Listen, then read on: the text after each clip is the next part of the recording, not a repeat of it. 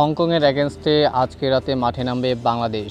বলতে গেলে বাংলাদেশ অবশ্যই জয়লাভ করতে হবে হংকংয়ের এগেনস্টে, কেননা বাংলাদেশ হংকংয়ের এগেনস্টে নিজেদের মাটিতে 4 গোল খেয়েছিল।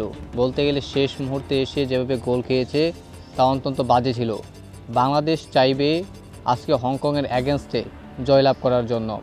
জামাল ভুঁইয়া তো বলেই দিয়েছেন আমাদের আরও 3টি ম্যাচ রয়েছে, আমরা চাইব 3টি ম্যাচের মধ্যে বিশাল ব্যবধানে জয়লাভ করে 9 পয়েন্ট নিয়ে আমরা সাব এশিয়া কাপ খেলব। বলতে গেলে প্রতিটা টিমই প্রতিটা দলের প্লেয়াররা আশাবাদী তারা 3টা ম্যাচ জয়লাভ করবে।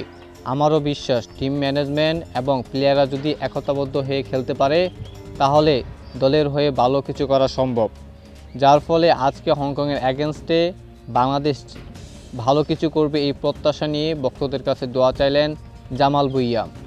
বাংলাদেশের হংকংয়ের এগেনস্টে রীতিমতো শেষ মুহূর্তে এসে যেভাবে পরাজিত হয়েছে তা অত্যন্ত বাজে ছিল।